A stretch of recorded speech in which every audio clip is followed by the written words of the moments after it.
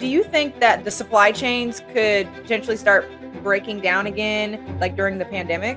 And I think what's going to happen in supply chain is panic. They had enough to get to England, but they hadn't guaranteed petrol to get back. If the Strait of Hormuz were to be disrupted, realistically, how high could oil spike? Would we ever see $200 a barrel? Alan Bracken has spent over 40 years inside the global trade system, working across logistics, supply chains, and international consulting at the highest level. From advising organizations like the UN to operating on the ground worldwide. He's seen firsthand how fragile the global economy really is. You're just giving them a big long stream of vessels to obliterate out of the water. There is no easy solution. It's going to get worse. I'm trying to forget what oil actually impinges upon. I mean, it's our food, the transport of our food. We have the trade wars going on, and then oil prices are simultaneously rising. Does that make inflation worse? And it makes life hell for you and I. Without oil, industry is dead. Oil is the bloodline of the universe. We could talk ourselves into a crisis when there isn't a crisis. You're the perfect person for me to learn from, because we're hearing a lot right now about tensions in the Strait of Hormuz and how that might possibly disrupt the global oil supply. So I was wondering, from your perspective and experience, how serious is that situation right now? Okay, very. Okay. Extremely serious. Let me qualify that from many angles. Right now, there's a lot of vessels stuck there, and they're not getting it. Okay, Iran is allowing privileged vessels out. So I think 26 so far have got out. So when you say privileged vessels, you mean vessels of their choosing that they're choosing. 100% they're choosing.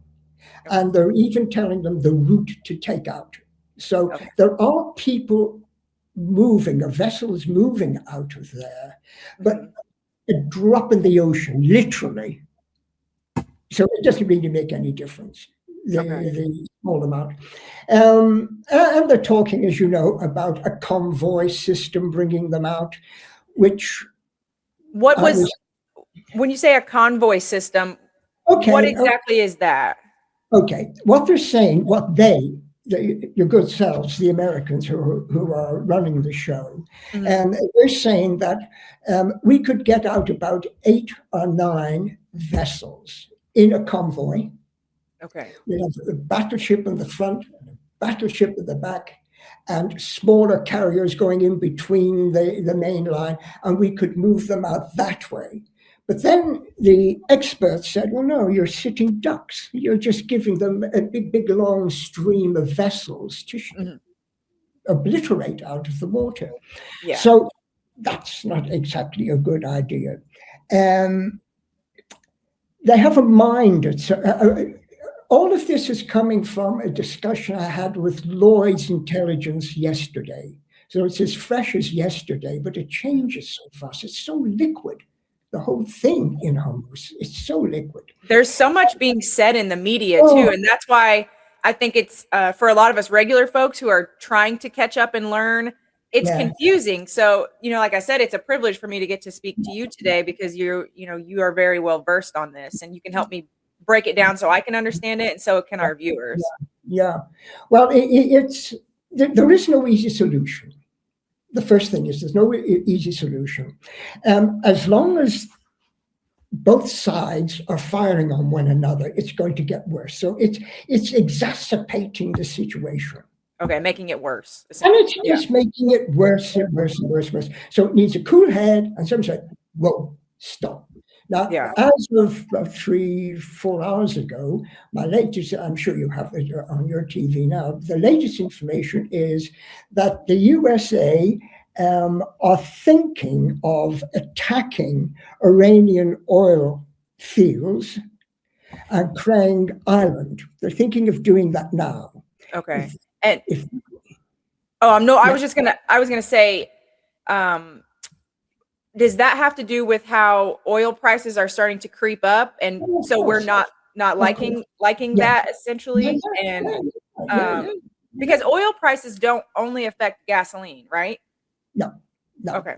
Well, there's a lot of panic buying as well. Mm-hmm. And shipping lines, for instance, like bunkerage, that's the equivalent of a petrol station to a vessel. It goes in, it bunkers, it fills up its tanks, and off it sails. Bunkerage now is becoming very, very, very, very expensive. Okay. Just like petrol at the pump is becoming very, very expensive. So bunkerage is becoming. And so oil doesn't just affect shipping, it can also affect manufacturing and agriculture, really everything, essentially. In a nutshell, oil lubricates industry. Okay. Without oil, industry as a collective word is dead. Unless you have wind power, which none of us really have. Mm-hmm. Oil is the bloodline of the universe. And going back to the Strait of Hormuz, where exactly is it, and what's the significance of where it's at? Okay, where geographically it is. Mm-hmm. Okay, if you could imagine, on one side you have Saudi Arabia. Okay. On the other side, you have Iran, and this has been very, very basic. And in between, you have the Strait of Hormuz. It's a dead end. It doesn't go anywhere northwise. It comes out to the Indian Ocean down in the south. So when you say a dead end, it's essentially one way in, one way out? Yes. Okay. Yeah. Okay. So now, looking at it again, Saudi Arabia here, mm-hmm. You have all the oil-producing and gas-producing countries here. You've got Kuwait, Bahrain, Qatar, Oman. They're all on that side there. And then you have a few Iraq, Iran oil terminals here. So to get the oil out of all of these countries here, okay, you have to go in, get the oil, and come out. Yes. Okay. So the Straits of Hormuz is essential to get that oil out. Okay. How much of the world's oil flows through that strait on a daily basis? The last time I looked it up, it was about 20%. Okay. About 20%. Do you think if the Strait of Hormuz were to be disrupted for, let's say, an extended period of time, realistically, how high could oil spike? Would we ever see $200 a barrel? Or I would say that on the oil market you have opportunists, and they'll take any excuse to hike up the price. Hike it up, yeah. We're all greedy people, and it's you see an opportunity where, hey, I can make a lot of money here, and you put out a scaremongering.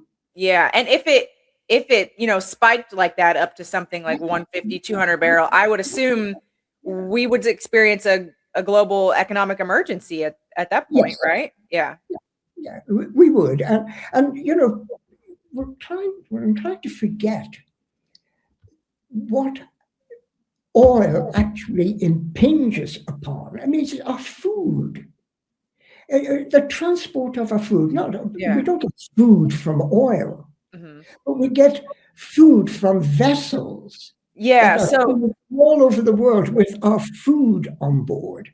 Yeah, so when you say our food, we're talking like the basics, like eggs, milk, just anything at the grocery store, really, right? Yeah. And that will start going up, and prices will start going up. And again, big large supermarkets are going to say to you, you go into your supermarket and bananas have gone up 200%. They say, oh, well, it's because of the oil, and we can't, and they are right to a certain extent. Yeah. Because the cost of the fuel for the vessel to bring those bananas, who pays for it? Joe Blogs pays for it at the end of the day. Yeah. And So, I think about specifically the one food item that comes right to my mind is eggs. We see the price of eggs shoot up yeah, sometimes, you know? yeah, And yeah, yeah, yeah. Well, what surprised me, talking about the humble egg, what surprised me when I was visiting China, Hong Kong, I should say, last year on business, I was in the supermarket and it said eggs from Japan. I thought, what? Eggs from Japan? So now think of those eggs for the people living in Hong Kong. The bunkerage, the fuel to put into the vessel to bring those eggs from Japan. And a lot of them are air freighted in, but air freight can only take very little capacity. Five cargo aircraft wouldn't even bring enough eggs into Hong Kong for breakfast. Yeah. You know what I mean? So we don't realize that the world is dominated indirectly and directly by oil.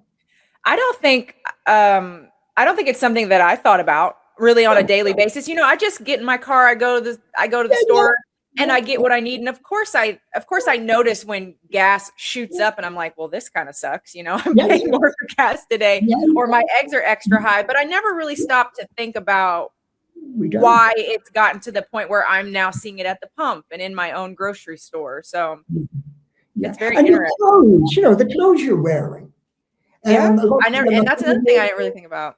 Which is an irony when you think about it. But I know when I visit the States and I go into department stores and I'll buy a couple of shirts or whatever, and they're made in Vietnam. And they've got to get from Vietnam over here. So the price of your blouse, your trainers. They're going to go. When you say trainers, you mean shoes? Shoes, yeah. Okay, yeah, okay, all right. I just wanted to make sure I was following, yeah. So, it's we don't realize it until we have a crisis.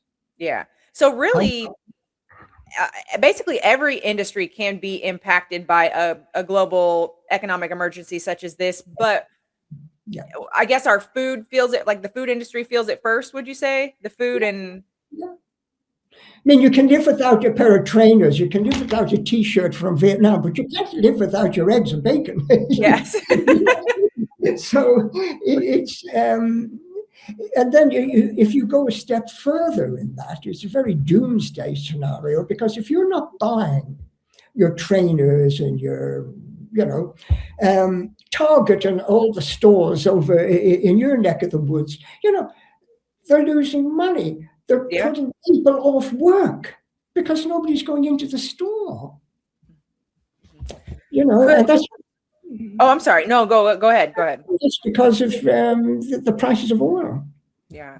Do you think that the supply chains could potentially start breaking down again, sort of the way they did like during the pandemic? Yes, I do. And I think what's going to happen in supply chain is panic. Okay. And everybody, when you say panic, we're thinking like the people rushing out to buy up all the stuff, the toilet paper, the bread, milk, eggs. Yeah. So, even on bigger stuff like clothing, et cetera, the buyers of the big stores now are panicking, or would panic, I should say. And that was a crazy time. Yeah. And then they're looking for new suppliers. So they swap from Vietnam to India. But the Indian company realized, you need me, I don't need you. So so they goes bing, bing, bing. But I think, this is only a personal observation, I think we could talk ourselves into a crisis when there isn't a crisis, if you follow me. Yeah. Yeah, I do. I see now how it could be easy to repeat some of the things that happened during the pandemic. Like you said, the mass hysteria, people yeah, going and buying stuff up and stocking yeah, up, and yeah, people are yes. scared, And particularly, as you rightly pointed out, in sourcing, in buying, all these buyers are sitting down now thinking, what if? What if? What if this scenario goes on and on, and things get worse and worse and worse? A lot of my colleagues have said, but it's not the end of the world. I mean, there's more places than the Gulf to get oil from. And yes, there are, but there's different types of oil. As you know yourself, Venezuela right now. The type of oil that's coming out of Venezuela is totally different. Oh no, I'm sorry. I was going to ask, could we maybe talk about just quickly the difference in the oil from Venezuela as opposed to the oil that's coming out of the Strait of Hormuz? Well, let's look at your good selves over in the States. You're self-sufficient in oil, but what kind of oil? I in my ignorance used to think oil is oil. I think I mean I certainly am not well versed on the differences in oil, and I don't know that the average citizen is either. No, there's basically two types of oil. Basically, okay, a thin one and a thick one. Okay, now when oil gushes out of the ground, it's thin or thick, so to speak. Okay. Now, if it's thick, it has to be refined.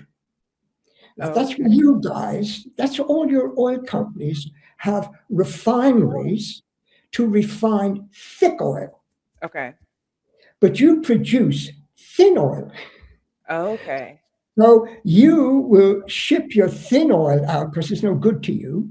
And you will bring in sludgy, thick gooey stuff. And the guys down in Texas and all around there where they're refining the oil, refine that oil. Okay. So it's kind of a false promise to say America's okay with oil. You've got to say what kind of oil. Okay. And see, I never thought about that. I never really stopped to think about the differences in the oil. The kind of geopolitics of the whole thing is, why did President Trump put his eye on in South America on Venezuela? Because they have thin oil, and that's what he wanted. Mm-hmm. And we would be political, And we just, if I'm following correctly, we ship that thin oil out, correct? Right? Yeah. So we're shipping it out. So I'm sure you use some. Yes, in the main, you use it. Your refineries in the States, it refines thick oil, which you bring in. Yeah. I wanted to also make sure I asked you about tariffs, because I know you've spoken about tariffs a lot, and for the viewers who are going to be watching this, and the novices like myself, what's a tariff? Like, how would we describe a tariff? Okay. For beginners. Okay. Tariffs for beginners. That's how we'll do it. Dead easy. My cup just gives me a chance to drink. Mm-hmm. I almost brought tea because I knew you'd probably have tea, but I'm a little behind on water, so I brought my water can. This cup, say, is made in China. Okay. And you, in the States, import cups and you put logos on them. Okay. So you buy your cups from China. Mm-hmm. When they hit the docks in the USA, say they come in through Baltimore. Okay. That comes into Baltimore. Your revenue guys, your import guys, says you have to pay tax on that. Okay. And you will pay 3 cents a cup. That is your import duty, your tariff. Okay. So tariffs are imposed or put on things that we import in. In one. Okay. So now you bought this for $2 from me, the cost landed into Baltimore. On that, let's make it dead easy. there's an import duty or tariff of $1. So now that's costed you $3, right? Yes. Okay. Now you're selling that on, so you have to claw back your cost, your transport, and your import duty, and you sell it for $6 to me. So at the end of the day, I pay the import duty, if you follow me. I don't pay it directly, you've paid it, Yeah. but you put it on to an on cost to me. Yeah. And your government keeps that revenue, which they should. Okay. So now tariffs can be used as a weapon. Well, I was going to say, is that when you say use it as a weapon, is that what we're talking about when then another country responds with like a counter tariff of like? Well, no, it could be like in your situation, your president has deemed that certain countries haven't been playing ball with him on whatever. So instead of going over and punching them in the nose, he says, okay, I'll tell you what we'll do. Every time one of my citizens brings in a cup, we're going to put on $7 import duty. So they won't buy from you. Okay. Okay, so it can be used as a weapon. Okay. Right. Now, in the European Union, we have 27 countries, and nobody pays a penny tariffs or import duty when they're shipping goods into one another. And it keeps prices down. So if I'm in Ireland, which is in the European Union, and I'm buying from Italy clothing, I do not pay import duty. So the buyer of that clothing gets it at a decent price because there's no import duty. So you can work, if 27 countries can work without import duty being paid, it works. So tariffs are there import duty is there to get money, which is okay by your government. But who pays for that? The consumer. Yeah, they feel the brunt of that. Now, what you can do is you can put on a tariff which is called anti-dumping. Anti-dumping is the mug is made in China and it's made so cheap, it's just stupid. Okay. 2 cents they can sell it for. Yeah. Now, the guy in Oklahoma who makes the same mug can't do it for 2 cents. It's nearly $1. So he ain't going to sell many of these, because I'm buying them from China, and they're so dirt cheap from China. So what I can do is use import duty again as a different weapon. I can say, I am going to put an extra percentage on that to bring it in line with the price you buy it from the guy in Oklahoma. Okay. To try to make it more fair. Yeah. Okay. I'm protecting the Oklahoma industry. Okay. By not allowing China to ship stuff in that is subsidized by their government. That's called anti-dumping, dumping it in America, anti-dumping. So that's another new thing I'm learning from you. So many types of import duty you can impose on a country. You don't have to have a sledgehammer and say it's 84%, it's 60%. You can pick. Yeah. So if we have we have the trade wars going on and then oil prices are simultaneously rising, and all this is going on, at the same time, does that make inflation worse? Yeah. Okay. Yeah. And it makes life hell for you and I. Excuse my French. No. Yeah. Because the dollar or pound in our pocket is diminished. Yeah. I know there were some oil shocks in the 70s. I'm not super well versed on them, but I'm aware of them. But you lived through that. So I did. What? Actually, sorry. What are your thoughts on that? Since you've already lived through a major oil shock. Okay. I lived through the one in the early 70s. I was a warehouse distributor in a company, and we imported, it was leisure wear, and we imported track suits and stuff like that in from Germany, and raw material, and we had about 100 people, machinists making tracksuits and beachwear and all of this kind of stuff. Things we still love today. Loungewear, yeah. And when the war broke out, the Israeli war broke out, and it was more of a localized war, really, and oil was affected. One of the first things that happened was OPEC, who controlled the oil, put all the oil prices up. Now, don't ask me why. They put them all. So what happened to me and my company during that time? Well, the very first thing was we were given, and I found one, a ration book. Oh, wow. Yeah, this is the original ration book.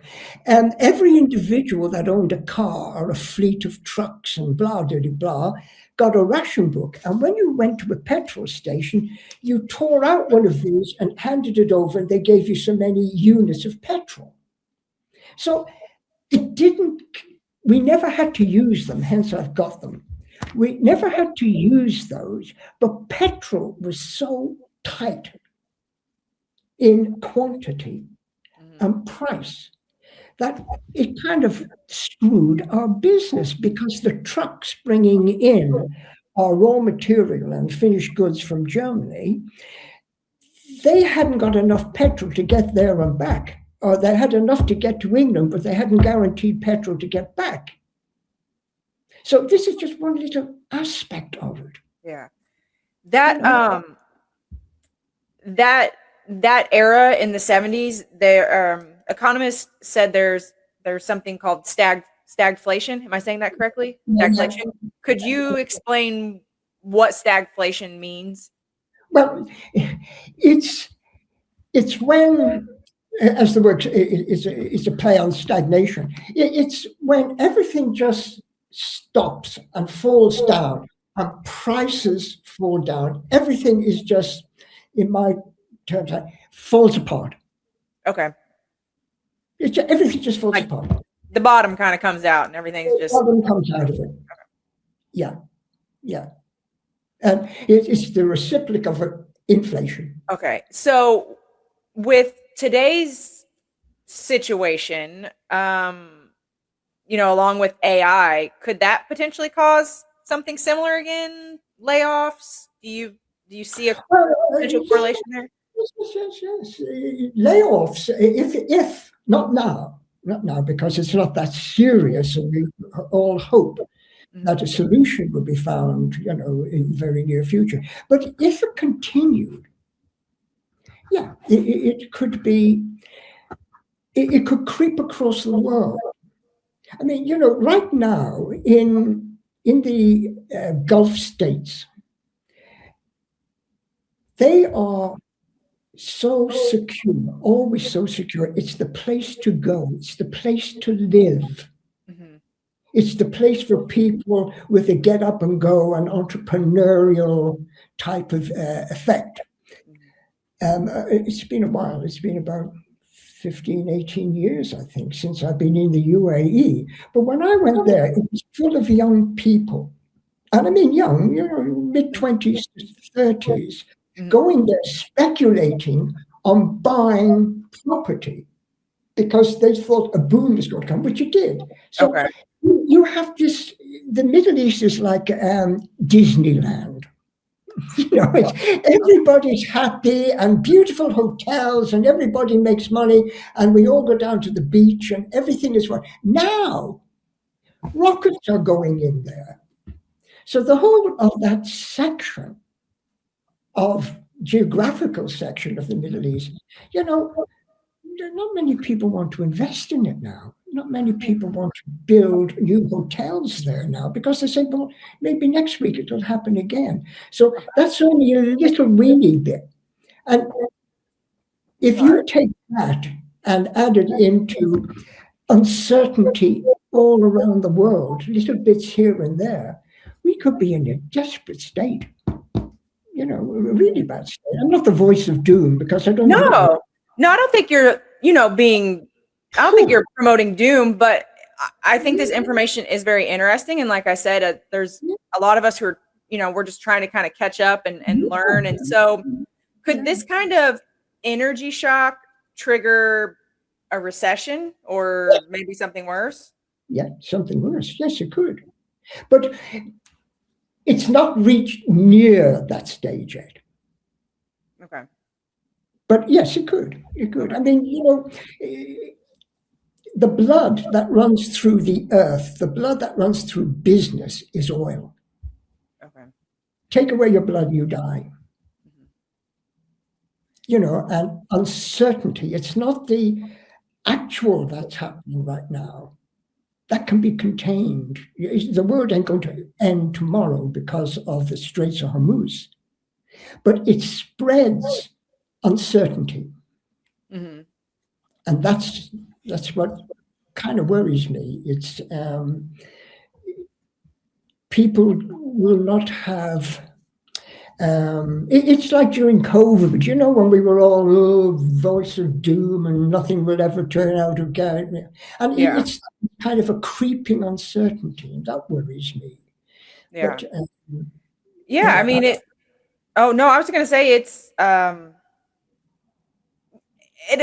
to be doomy, but it's some of the things are concerning, that we're talking about and hearing. And I go back to, I was thinking earlier, how we were talking about if oil did surge up to $200 a barrel, my first thought was like, man, what am I going to see at the pump? Am I going to be able to get in my car and drive to the places I need to drive? Can people get to work? Can they, do what they need to do? It's not just at the pump. That's one aspect of oil. Think about, from my perspective, the logistics, airplanes, vessels, trains. Mm-hmm. So, I mean, if everything would just absolutely rocket. Mm-hmm. Absolutely rocket. But it's not going to happen. It's never going to get that bad because there will be level heads and people will say, whoa, enough is enough. Because you can't, otherwise we'll just destroy everything. So, so much of our food, I mean, you're okay really in the States to a certain extent, but I'm talking globally. Globally, we depend on other countries for a lot of our food. If you go into a supermarket and take the time to look at the label where your goods come from, which we don't. We're busy picking up this and that and this and that and getting home and making dinner. It's absolutely amazing. I mean, I know in the UK, so much of our vegetables come from overseas, from Spain. It's absolutely amazing. And it's only a time like this when you stop and think, my God, if the trucks can't come in every day with these eggs, with the potatoes, whatever it is, where are we going to be? Yeah. Would this, if it were to happen, if there was this energy shock, would it be temporary or could prices become very high and then that be the new normal? Like they're just going to stay high? The answer is I don't know. Okay. The definitive answer, but the kind of perceived answer is prices would remain high through people jumping on the bandwagon and racketeering. Okay. So if I kind of like succumbing to the panic and the freaking out, and then we just, everybody's reacting and then it just kind of spirals. Yeah. It's like in the UK when we turned from pounds, shillings, and pence to decimalization. I remember vividly the day that happened. I went into a sweet shop with my nephew to buy him a bar of chocolate. And there was a particular bar of chocolate he eats, and it was very, very cheap, 6 OP. And when I took the bar of chocolate and said to the guy, how much? And he said to me something like 50p new money. And I thought, well, yesterday, that could buy you 4 bars. 4 bars, and then today. And I said, why is it 50p today for 1 bar? All he was doing was profiteering. Because we were ignorant on conversion between the pound. We weren't used to it. It was the first day. Yeah. So we will get that, bring that forward. Yeah. And now prices are up because of the oil, very, very high. And the oil situation was okay. The prices might go down, but a lot of people will profiteer. Yeah. They will stay at those margins. So if households start seeing higher fuel prices, higher grocery prices, what are some practical things that people can do to offset those costs? It's very, very difficult. Okay. It really is. It's kind of impossible to answer that one. Well, then I'm sorry. Go ahead. No, go ahead. It's not right now in England. Okay. Prices, when you go into a supermarket, every day the prices are going up.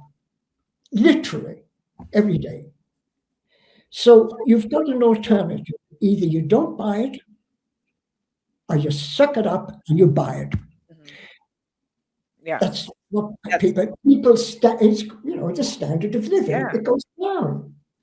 So you don't go on summer holidays, and some parents here are taking their children out of private school where they have to pay fees. They're not going on holidays. They're selling one of their cars, blah, blah, blah. So you cut your cloth accordingly. Yeah. This is happening here in a big way. We've had, like for private education, you didn't have to pay a tax called VAT.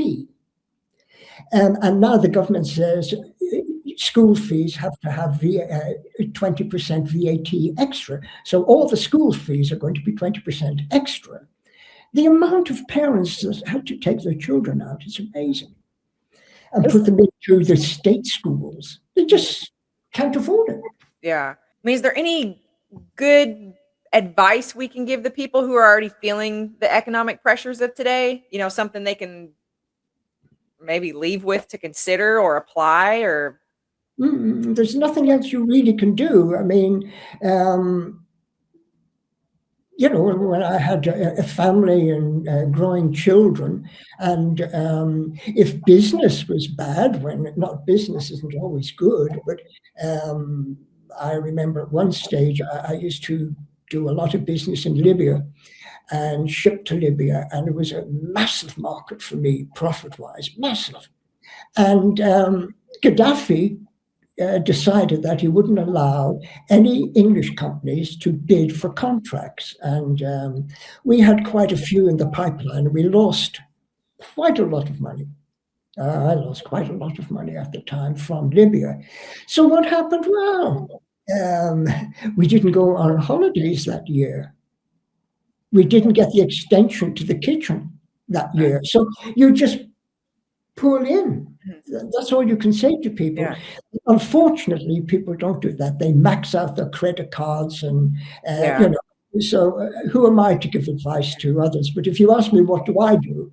Yeah. Well, and that was kind of leads me into, really my last question. It's, you've spent more than 4 decades watching global trade and energy markets. You've been in the mix of it. What concerns you most about where the situation could go? It's not so much an economic one. It is what worries me as an individual is how this war is progressing. Okay. So it's nothing to do with oil or anything like that. What I'm very, very fearful of is people not backing down. no matter what side of the fence they're on. And that really, really worries me. Yeah. Because something has to give. Because you can't you can't have people beating one another over the head with a stick all the time. Somebody has to say, ouch, this hurts. Let's stop. Yeah. Yeah. Let's sit down and talk about it.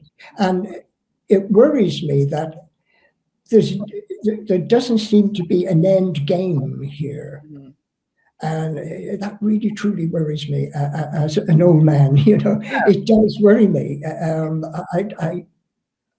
I think if the conflict enlarges, and then we'll have all these Al-Qaeda people coming up again, and ISIS coming up again, and we'll have, domestic terror bombings in your country, bombings in our country. And that's quite I don't think I'm being silly when I say all that. So that worries me. It's not the oil. It's somebody somewhere has to shout in a large megaphone, stop, sit down, think about it. But I have more rockets than you have, ain't going to win anything. You're right. You've brought up so many good points today, and so many good things to think about. And I know that, I've learned a lot from you today, and I'm, it's inspiring me to continue to keep learning. And I hope that our viewers will too. And before we sign off, I want to make sure I give everybody the correct information on where they can find you online and keep up with you, because you have a wealth of knowledge to share with the people. So how do we find you? Okay, well, you can get me through. And by the way, am I fading? Because it got a little dark. Is your light off? No, I don't know what's happened there. Actually, the less you see me, the better. So don't worry. You're fine. You're fine. We just got to let people know where to find you. You're okay. Okay. So here we go. You can get me at www.abtslogistics.co.uk. www.abtslogistics.co.uk. And I'd be only too happy to talk to anybody who wants to listen to me. Well, like I said, you've got a wealth of knowledge, and it's been a pleasure to speak with you today. I appreciate the opportunity to learn from you and converse with you. So thank you for your time, Alan. I'm so appreciative, and we'll have to do it again soon. So hopefully we can chat again. Maybe we could do another subject on it. Yeah, anytime. And it was a pleasure meeting you, Ariel.